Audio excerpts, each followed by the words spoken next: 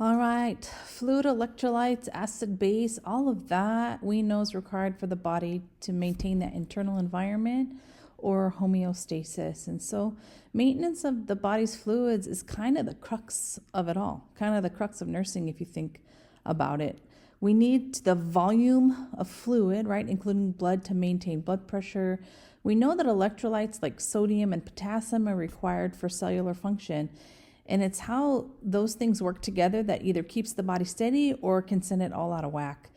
Too many changes in fluid balance or even electrolyte imbalance cause big problems in hemodynamics and then throughout the body as well. So let's jump into how the body maintains itself and what happens when it doesn't. First, to understand the shifts in fluid, we have to know what the body is made up of and where that fluid is at. So 40% of the body is solid mass, think tissue, muscle, bone, etc., while 60% is fluid. Intracellular fluid is fluid inside the cell. And this is 2/3 of the body's water. It's rich in potassium and magnesium, phosphates, and then protein. And this is 40% actually of our actual weight. Extracellular fluid is outside the cell, and that's about 20% of our weight. It's rich in sodium chloride and bicarb. So outside the cell, we have fluid that's found between the cells, and I think of that as it's like just floating around, like not in a cell, not in a vessel. That intravascular fluid is found in the vessels, so blood, plasma, things like that. And this is actually only 5% of our total body weight. The more muscle one has, the more water.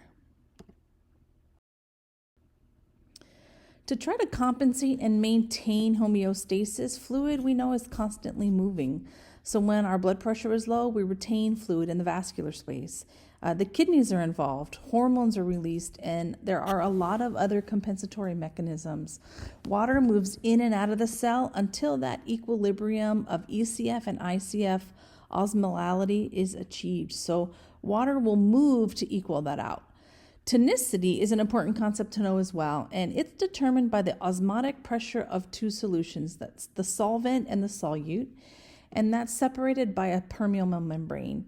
So isotonic solutions, think normal saline, lactated ringers, D5W, have concentrations equal to that in the intravascular area. So although water is always moving, we don't necessarily see that shift. If a client's dehydrated or has lost volume from a hemorrhage, we'll usually give an isotonic solution to replace the volume because it doesn't cause huge shifts, it just rehydrates. Hypotonic solutions have a lower concentration of solutes than the blood, so if we give those, fluids are going to shift from the intravascular space to the intracellular space. So think of your clients with hypernatremia, high sodium. We're going to give hypotonic solution to push fluid into the cell to rehydrate the cells.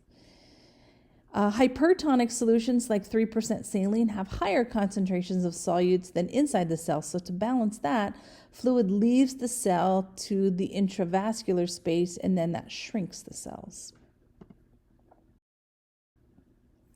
So how does the body go about regulating its fluid balance? It's mostly about sodium and water. And this regulation is related to hormones, either that suppress or increase the sodium and water movement. Check out a great video in the module that covers the hormones that regulate fluid shifts in the body. They do a really good job of explaining it. It's amazing how our bodies have been built and mechanisms that are in place to compensate for when homeostasis is bothered, but we know things can still go wrong as some people's systems cannot fully compensate for those shifts. We do know that electrolytes play a big role in that internal balance as well. So when I think of electrolytes, I think of a Gatorade. You know, what's in there? Potassium, sodium, chloride, calcium, mag, and then phosphorus. And so these are minerals with electrical charges, some on the inside of the cell, like potassium, calcium, and magnesium, and some then on the outside, sodium chloride and bicarb.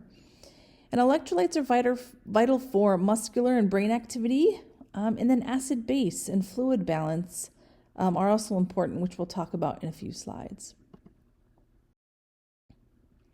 Normally, our body can compensate, but when the imbalances exceed the body's ability to compensate, that's when we run into problems. The kidney, we know, is the primary organ in regulating electrolyte and fluid balance. So Our clients with end-stage renal disease are commonly fighting the battle of hyperkalemia or high potassium and have excess fluid in their body. So while the kidneys are the major organ involved, issues with the pituitary gland, the heart, or the liver can play a role in imbalances as well. Typically, fluid and electrolyte imbalances are caused by an underlying condition, so a tumor, cirrhosis, or maybe even heart failure. What are some of the signs and symptoms of fluid imbalances? First, we have fluid excess, where the intake is greater than the fluid loss. And this is typically in the extracellular space. So this idea of third spacing, right? Not in the vessels, not in the cell, but just hanging out in between the two. This is super common with our clients with renal failure, liver failure. So when we think of ascites and then CHF. Gains in sodium result in the volume shifting from the cell to the outside of the cell. And this could be a disease process or just excessive intake. A fluid deficit, on the other hand, is when the total body fluid levels are insufficient to meet the body's needs. And so many times this comes from excessive loss, like hemorrhage, diarrhea, things like that. Signs of a deficit, typically in the vessels, is an altered level of consciousness, hypotension, decreased pulse amplitude, so pulses are 1+, weak or thready, skin tenting, and even oliguria or that decrease in urine output. So for both issues, the provider and nurse need to find the cause and help rid the body of the extra fluid or add fluid back. Generally speaking, and there's a short but thorough video in the module this week that talks about the different electrolyte imbalances. So I'd encourage you to watch that. But these imbalances cause issues with the brain, the heart, the muscular system, fluid balance, and then ultimately the skeletal system. Knowing what signs and symptoms to look for when your client's labs come back abnormal is the first part of that treatment. Acid-base balance is also important to maintain health and kind of a stable internal environment. So fluids, the kidneys and lungs all play a part in compensating when something goes wrong. Changes in pH could be caused by infection, organ failure, or even just trauma to the body. This is typically treated immediately, and then the underlying cause is investigated.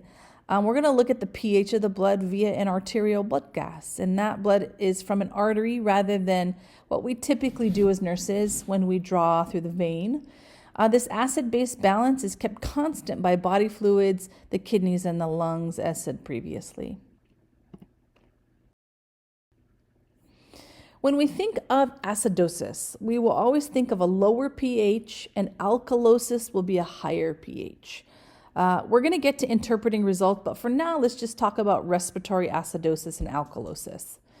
Respiratory acidosis occurs when there's a retention of carbon dioxide. So a low pH, less than 7.35, you're going to see these clients begin with respiratory symptoms, maybe from their underlying disease process, with dyspnea, then cyanosis if it's not caught.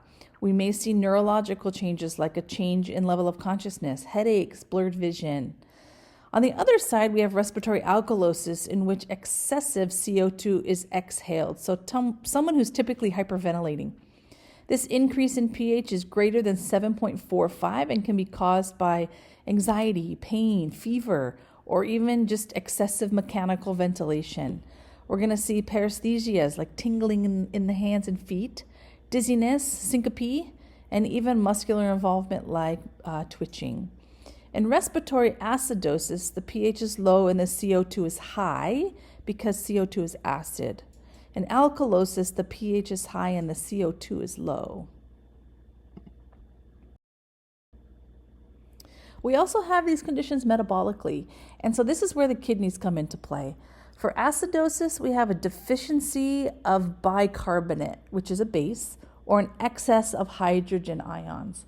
So low pH and low bicarbonate. And this is likely caused by diarrhea, renal failure, diabetic ketoacidosis, or even tissue hypoxia. Clients may present with headaches and malaise that may progress to coma.